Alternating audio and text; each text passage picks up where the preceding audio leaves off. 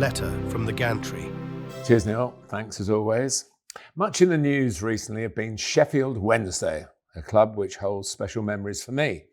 The Owls won the very first match of my commentary career by the first goal I ever broadcast. December the 28th, 1974, 1-0 at Southampton's old ground, the Dell. The match-winning moment came very early, still a test in any fixture before you have the chance to settle into the rhythm of the game and the broadcast.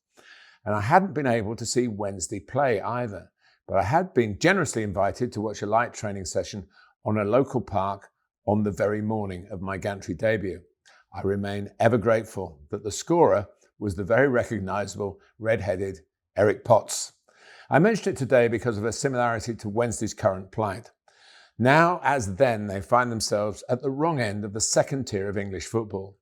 This time, it's ownership issues and administration. Back then, it was on-the-pitch failure. After that victory at the Dell, Sheffield Wednesday had 17 league games left. They won none of them. They lost 14 and drew 3. In those 17 fixtures, they scored just 2 goals. They finished rock bottom of the table. In the era of 2 points for a win, they ended up 14 points from safety. So older Hillsborough fans might well be pointing out to younger generations that the club has had these major struggles before, and that 9 years after that drop into Division 3, they were back in the old First Division. Great managerial work by World Cup winner Jack Charlton, and after him a true son of Sheffield, Howard Wilkinson. There followed a Wembley League Cup triumph in 1991, and a founder membership of the Premier League a year later, which lasted 8 seasons. The good times can come back around just as the darker periods. In those Premier League years, I commentated on a number of Wednesday matches, but none stranger than on January the 21st, 1995. Its events will not leap off the page if you go browsing. Sheffield Wednesday versus Newcastle United. However, for me, it was very dramatic because it was not my actual assignment for that day. That was Spurs against Manchester City from White Hart Lane. Not for UK transmission, but for pretty much everywhere else, certainly in the English-speaking world. So I was in North London, where rain had started to fall heavily, but there seemed to be no great cause for concern. Manchester City duly arrived. Pitch drainage systems were not what they are today, but it was still a shock when the match officials called the game off. I remember the dismay of that great character of a goalkeeper, John Burridge, who numbered City at the high end of the 18 English clubs he represented. Budgie was down to play that day because of injuries to both regulars Tony Coton and Andy Dibble. At 43 years old, he would have chalked up another Premier League appearance. He knew he wouldn't be in the frame when the fixture was rearranged.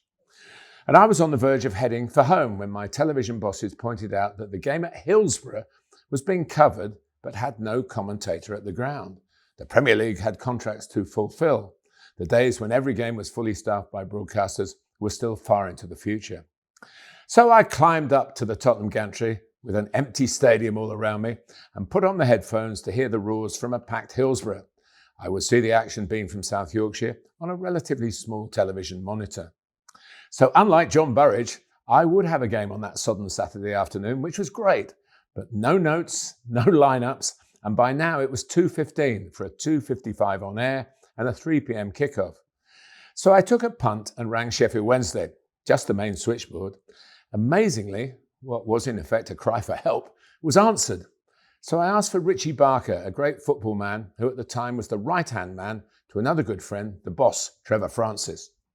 There was a phone extension in Trevor's office, and incredibly, looking back at the day, Richie picked up 40 minutes before kickoff now, and after chuckling at my situation, he told me the Owls team, what the game plan was, and for good measure threw in the Newcastle lineup as well. Talk about a friend in need.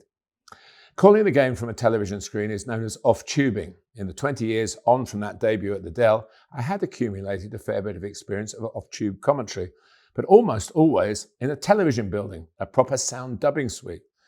I was later to commentate on an Aston Villa FA Cup tie from the back of the van in the car park at Dagenham and Redbridge, but that's another story. After a deep breath and the words, "Cue Martin," in my ears, I was off.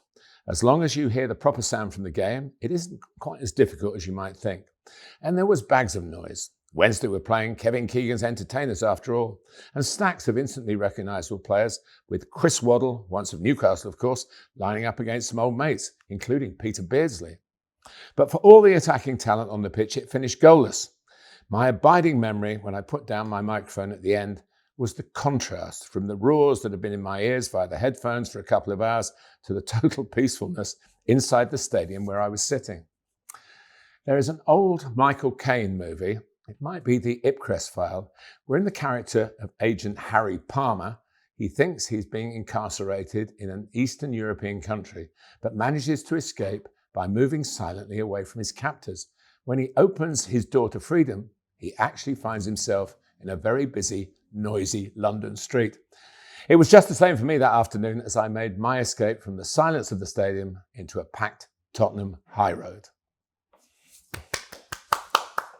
I've got to say that Sheffield Wednesday team of the 80s and early 90s, I used to make an 11 with my mates of non-world class players who are always world class against Chelsea.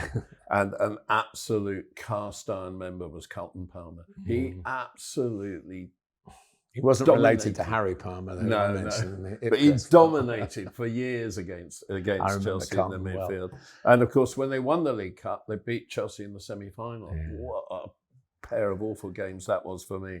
But they were a good team. It was Ron Atkinson was their manager. They beat Manchester United in the final, but they were second tier, the second division at the time. I must say, I have a personal interest in them doing well now.